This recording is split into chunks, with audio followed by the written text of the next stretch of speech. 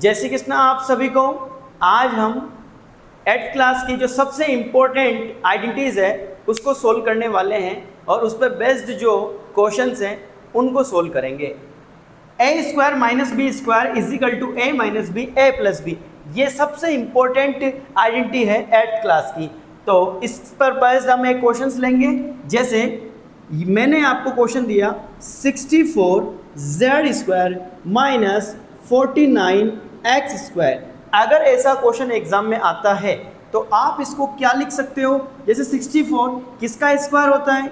ये 8 का स्क्वायर होता है। तो क्या मैं इसको 8z का स्क्वायर लिख सकता हूँ और क्या मैं 49 को 7x का होल स्क्वायर लिख सकता हूँ? अगर मैं इसको सोल्व करता हूँ तो ये वापस अगेन आता है, इसलिए इसको ऐसा लिखा जा सकता है। तो ये जो हमने लिखा है ये एक आइडेंटिटी फॉर्म कर रहा है जो कि मैंने ऊपर लिख रखी है। इस आइडेंटिटी के अकॉर्डिंग अगर हम देखें तो यहाँ a जो है 8z का वर्क करता है और b जो है यहाँ 7x का वर्क करता है।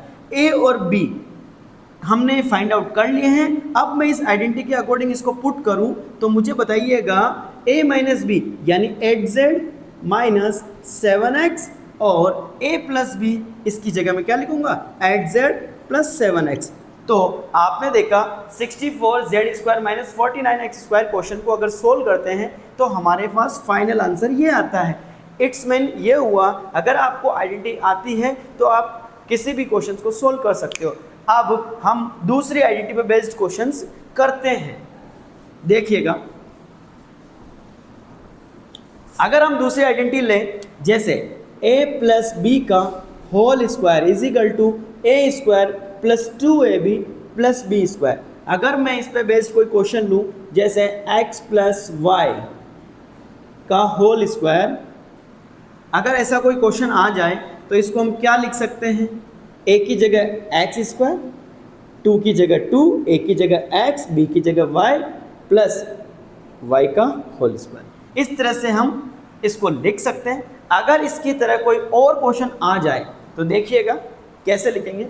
अगर मैंने कोई क्वेश्चन लिया है 7z + 3 का होल स्क्वायर, अगर मुझे इसको सोल्व करना है तो मैं इस क्वेश्चन को इस आइडेंटिटी पे बेस्ड करके सोल्व कर सकता हूँ। देखिएगा मैं कैसे सोल्व करता हूँ।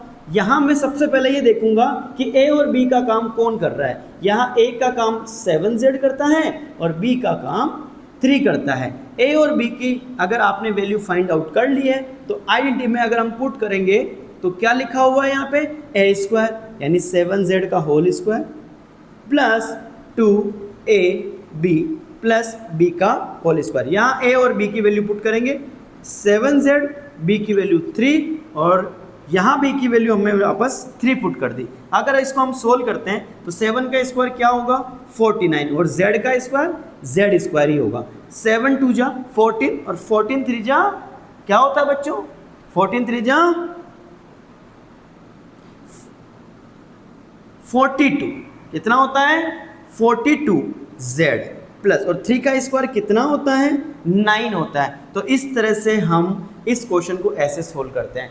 अब हम नेक्स्ट आइडेंटिटी को अगर हम सोल्व करें और यहाँ प्लस की जगह माइनस आ जाए तो हमेशा ध्यान रखना इस प्लस की जगह आपको माइनस कर देना है और यही क्वेश्चन वापस प्लस की जगह माइनस आ जाए तो आपको a और b आइडेंटिटी में पुट करने हैं, लेकिन इस प्लस की जगह आपको क्या कर देना है माइनस कर देना है। तो ज़्यादा मेहनत आपको नहीं करनी है और इस तरह से सोल्व कर देना है। यानी अगर आपको प्लस वाली आइडेंटिटी आती है तो आप माइनस वाली आइडेंटिटी को भी सेम तरीके से कर सकते हैं, केवल और केवल प्लस और माइनस का फर्क आता है। अब हम एक और आइडेंटिटी बेस्ड क्वेश्चंस करेंगे।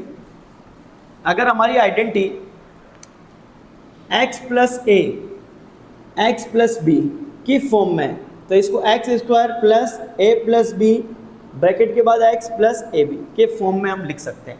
इस क्वेश्चन को हम कैसे देख सकते हैं देखिएगा। जैसे मैंने एक क्वेश्चन दिया आपको 103 × 104।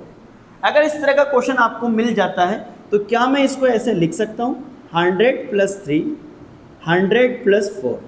क्या मैं ऐसा लिख सकता हूँ? आप कहोगे बिल्कुल लिख सकते हैं। अगर इस तरह से मैं लिख देता हूँ तो ये एक आइडेंटिटी बन रही है जो कि मैंने ऊपर लिखी है। यहाँ से आपको x की वैल्यू ढूंढनी है। यहाँ x सेम है कितना 100 ए कितना है, ए की जगह क्या आ रहा है 3, बी की जगह कितना आ रहा है 4। तो हमने आइडेंटिटी के अकॉर्डिंग एक्स, ए और बी की वैल्यू पुटअप कर ली है। अब इनको फाइंड आउट कर लिया है तो इसको हम आइडेंटिटी में पुट करेंगे। तो एक्स की जगह आ जाएगा 100 का स्क्वायर प्लस ए प्लस बी यानी 3 + 4, और x की जगह हमने 100 लिखा है और a और b की जगह मैंने 3 × 4 लिखा है। और इसको अगर हम सोल्व करते हैं तो 100 का स्क्वायर क्या होता है 10,000। 100 का स्क्वायर 10,000 कैसे आया, 2 जीरो है तो 2 जीरो का अगर स्क्वायर करते हैं तो कितना हो जाता है 4 जीरो, और 1 का स्क्वायर 1 होता है। तो ये एक शॉर्टकट तरीका है, ऐसे भी आप फाइंड आउट कर सकते हो।